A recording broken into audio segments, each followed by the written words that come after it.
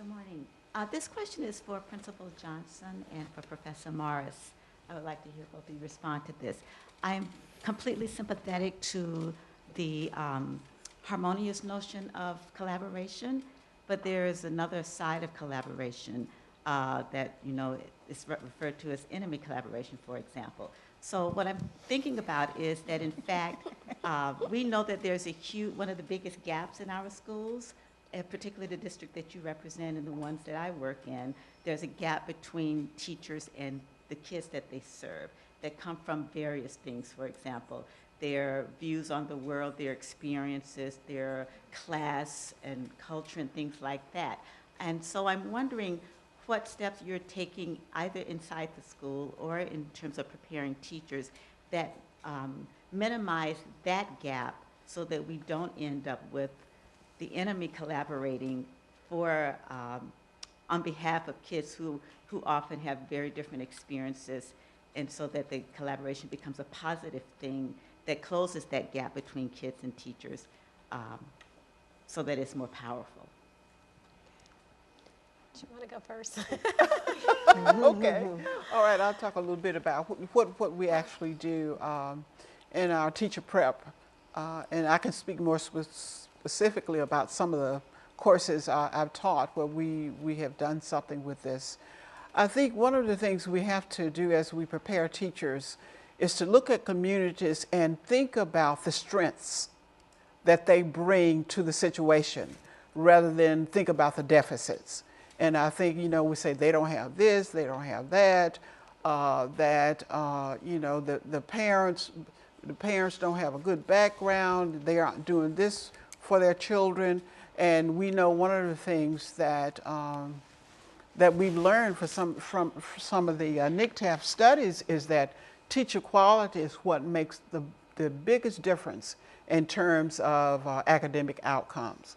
Teacher quality, and we have to keep thinking about it. It's not, we have to think about what we can do with the kids when we have them in that classroom, but we have to value where they come from. We have to value their families. We use the strengths of the families, we use the strengths of the community, and think about how we can use those and incorporate those qualities into the curriculum to teach the skills that we're talking about. If we're talking about numbers, if we're talking about reading, what's in that community can help us develop those skills. And I think one of the important things we try to say to our students is that if we want students to care about what we're teaching them, they have to know first that we care about them, no matter who they are. So we have to show that we value them by having high expectations, valuing their community, valuing and using their history in the work that we do in teacher preparation and in the classroom. And I agree with what you've said there. I would say there's a couple of things. Number one, I think definitely our students have to know that we care about them. But I really believe teachers also have to believe that they can teach these kids. Can you teach these kids? That's my question. I don't care about anybody else's children, just today. I want to know, can you teach these kids? And I think the real issue is good teaching. Good teaching is the thing that really matters. And we have, I have a lot of teachers, and I've worked with a lot of teachers that have good relationships with children and are nice and have, they get along with children well, but they don't teach.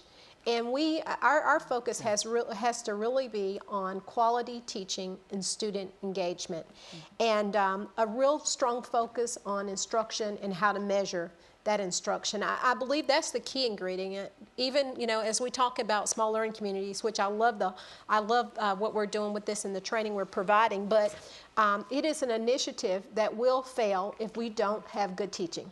Any initiative it's only going to do so much if your focus is not on good teaching that is measurable, that you have outcomes that are measurable, and that you really work with teachers who are not being able to produce those types of outcomes. So I think the best thing that Yeah, I think relationships are really important for kids, but at the end of the day, children want to know that they really have a good education, that they're going to be competitive. I'm a 1-minute story. One of my most painful moments as an educator at another school, one Christmas I was in a mall and this young lady ran up to me and she's like, "Hey, Miss Elliott, I'm mad at you." And I'm like, "What?" She was an honor student, you know, just wonderful kid. She said, "You guys, I left thinking I was an A student and I'm in a college in a remedial class. You did not prepare me well for what I'm trying to do." So I think our biggest challenge is to be sure that we have a rigorous curriculum, that kids are well prepared, that we give good assessments and children know what level they're that they're prepared for, and that they have ownership as well as the teacher has ownership with obtaining a higher level of mastery. So I don't know if that really answered your question, but I would say that, you know, we have to both nurture and nag. We're going to nurture kids, but we're going to nag them because it's not going to be acceptable for you to leave here and not be able to master these skills. I'd like to say something else on the teacher preparation side. One of the things that we've had our students to do is to actually go out and interview parents in some of the schools that they have not had experience in. And, you know, they have a protocol that they use when they go out. And in that same school, they also have some field experience in terms of observations. And these are particularly in urban schools. And the largest majority of the students who come to the University of Memphis in the teacher ed program are from suburban schools. Some of the kinds of things that they write about after those experiences are, "I did not know that I could really work in a school like that, but now I know that I can." Or, "I was in a class where there was a white teacher and all the kids were African American, and she was doing a great job. Now I believe that I can do that." Or they say things like, "You know, after I talked with those parents, now I understand why many of them are not able to help their children or to come to the building like I thought they should. They have 2 jobs. I don't know how they do what they do." So those experiential programs, and we've done a study of this, of several classes. So our students are having these experiences before they walk into your school buildings. Can I say something here? Okay, well, I heard 2 things here. One is that we talked about the application for students, but that is the application for teachers. You know, they learn it best too when they have to apply it to something that's real. The other thing is we have teachers that just teach their heart out. And this goes to what Brenda says, but the kids aren't learning. I mean, they're not really learning, and they don't take the time to stop and think, now I'm teaching, and I'm putting my efforts into it, my lesson plans are perfect, I know my standards, but there's nobody there to help them realize the students aren't really learning. So it's as much about the learning on the student side as it is about the teaching. And their heart might be in the right place, they might love those kids, but they're not taking the time or haven't had anybody to help them understand what the outcome is, and is the student really learning what they're supposed to be learning. And maybe I need to differentiate my instruction so that more of them are learning it.